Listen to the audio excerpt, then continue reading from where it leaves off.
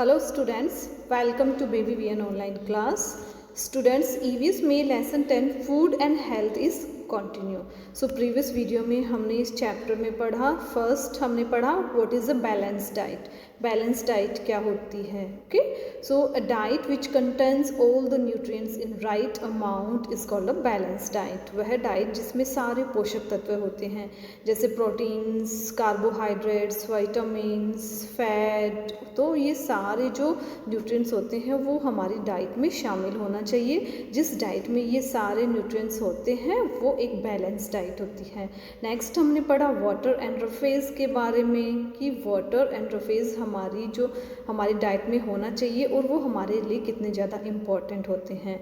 Next हमने पढ़ा important of glucose कि जो ग्लूकोज होता है वो हमारी बॉडी के लिए कितना ज़्यादा इम्पॉर्टेंट होता है एंड ग्लूकोज की लैकिंग से हमें क्या वीकनेस फील होने लगती है। इसलिए जितना ज़्यादा हम फिज़िकली वर्क करते हैं हमें ग्लूकोज की उतनी ही नीड होती है।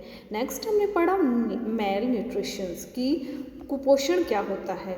जो न्यूट्रिशंस होते हैं उनकी लैकिंग से, उनकी कमी से हमारी बॉडी में क्या होने लगता है, मेल न्यूट्रिशंस, कुपोषण होने लगता है। सो हमने मेल न्यूट्रिशन के बारे में पढ़ा। देन हमने पढ़ा पीडीएस किसको बोलते हैं, पब्लिक डिस्ट्रीब्यूशन सिस्टम। ओके, जैसे हमारे फैमिली में, हर एक फैमिली में एक राशन कार्ड होता है, तो राशन कार्ड के थ्रू हम कुछ चीज़ें होती है वो हमें मिलती है। वो किसके थ्रू मिलती है, पीडीएस के थ्रू, जिसकी फुल फॉर्म होती है public distribution system. Okay, now in today's video we will discuss about the next point, that is spoilage and preservation of food. Spoilage किसको बोलते हैं, स्पॉयलेज जैसे कोई फूड होता है वो स्पॉइल हो जाता है, ख़राब हो जाता है। उसके अलग अलग रीजन होते हैं, या तो उस फूड की जो मैन्युफैक्चरिंग डेट है वो एक्सपायर हो गई है। ओके, वो एक्सपायरिंग डेट में हो गया, उसकी जो यूज़ करने की डेट थी वो निकल चुकी है, इट मीन्स वो स्पॉइल हो गया है, ख़राब हो गया है। या फिर वो अलग रीजन से, जैसे या तो उसमें कुछ बैक्टीरियाज आ गए हैं या फिर कुछ फंगस आ गई है, तो अनेक अलग अलग रीज़न होते हैं जिसकी वजह से फूड स्पॉइल हो जाता है, उसको बोलते हैं स्पॉयलर्स। एंड प्रिजर्वेशन का मतलब होता है हम एक फूड को कैसे प्रिजर्व कर सकते हैं, हम उसको कैसे प्रिजर्व करने का मतलब सुरक्षित करना, हम उसको हमारी नेक्स्ट आगे के लॉन्ग यूज़ के लिए हम उसको कैसे प्रिजर्व कर सकते हैं, उसको हम कैसे स्टोर कर सकते हैं ताकि वो ख़राब भी ना हो और हमारे यूज़ में भी आ जाए। तो आज के वीडियो में हम ये पॉइंट डिस्कस करेंगे, spoilage and preservation of food. Have you noticed how fruits and vegetables get spoiled within a few days, but packed biscuits and crepes stay good for a long time? क्या आपने कभी notice किया है कि जो fruits and vegetables होते हैं वो कुछ ही दिनों के अंदर स्पॉइल हो जाते हैं, ख़राब हो जाते हैं, बट जो पैक्ड बिस्किट्स एंड क्रिप्स है, ओके, तो वो जो पैक की गई बिस्किट एंड क्रिप्स है जैसे चिप्स वगैरह है वो ख़राब क्यों नहीं होती है, even after a long time, एक लंबे समय के बाद भी वो चीज़ें अच्छी क्यों रहती है, वो ख़राब क्यों नहीं होती, स्पॉइल क्यों नहीं होती। Food gets spoiled because small organism such as bacteria और fungi cause their decay by breaking down the food particles. जो फूड होता है, भोजन होता है, वो जल्दी ही ख़राब हो जाता है। क्यों आ जाता है, क्योंकि उसमें ऑर्गेनिज्म, छोटे छोटे जो जीव है, मीन्स जैसे बैक्टीरिया एंड फंगी, वो उन जो फूड होते हैं उनके जो पार्टिकल्स होते हैं उनको ख़राब कर देते हैं, उनकी जो हमारा भोजन होता है उसमें जो पोषक तत्व होते हैं उनको ब्रेक डाउन कर देते हैं, उनको ख़राब कर देते हैं, जिससे हमारा जो फूड होता है वो जल्दी ही क्या हो जाता है, स्पॉइल हो जाता है।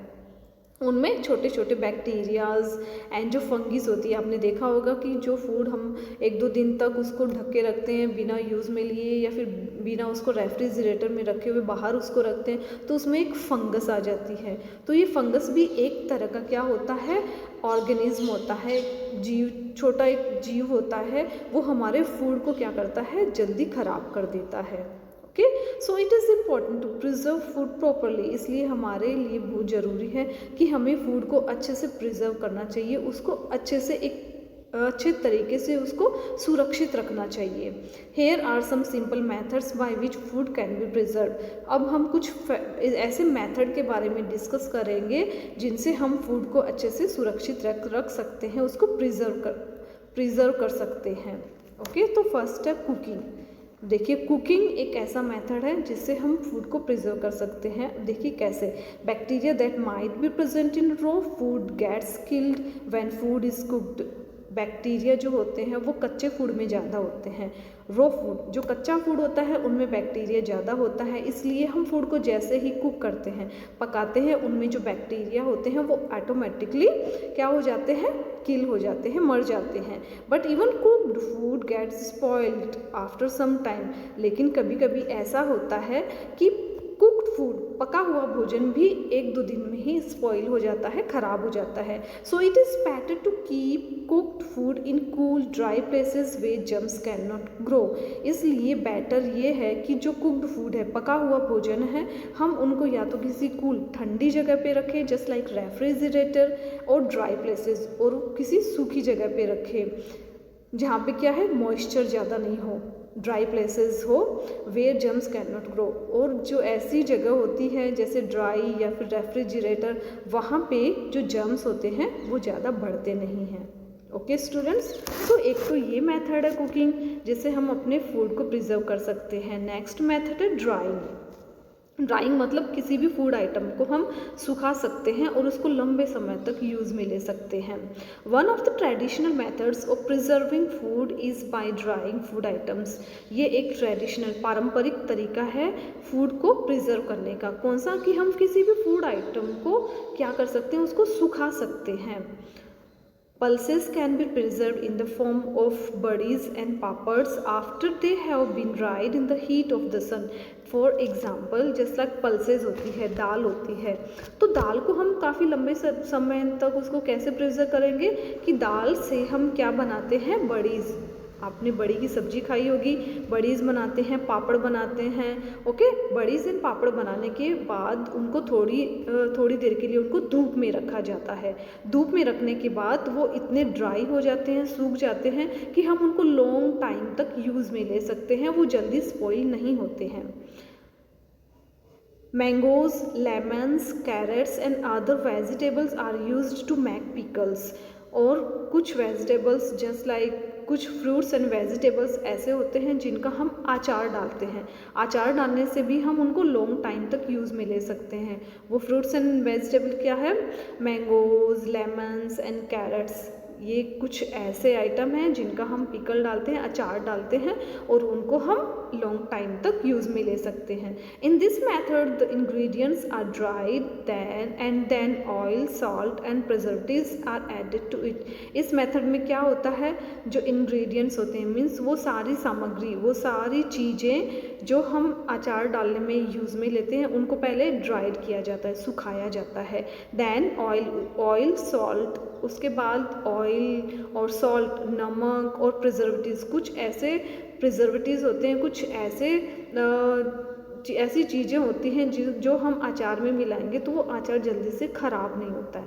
ओके, तो ये सब चीज़ें अचार में मिलाई जाती है जिसको हम लॉन्ग टाइम तक यूज़ में ले सकते हैं। ओके, नेक्स्ट मेथड है कैनिंग। ओके, अब देखिए कैनिंग क्या है। Fruits and vegetables can be preserved in salt water and canned to keep out air in air tight cans, cartons and bottles that have to be cut open.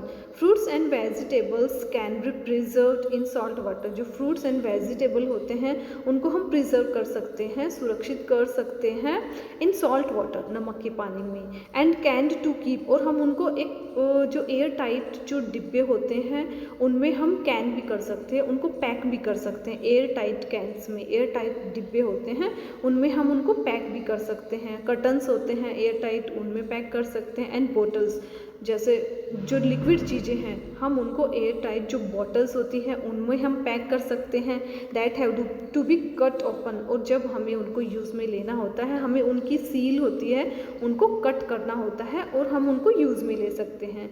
The warnings on cans indicate that if the packs are deformed one must not buy them. और उन जो cans होती है उनके ऊपर एक warning लिखी हुई थी। क्या वार्निंग? कि अगर इनकी सील पहले से खुली हुई है, वो प्रॉपरली पैक नहीं है, तब आपको उन आइटम्स को बाय नहीं करना चाहिए, आपको उनको परचेज नहीं करना चाहिए, आपको उनको नहीं खरीदना चाहिए। Also it is important to note the date of expiry.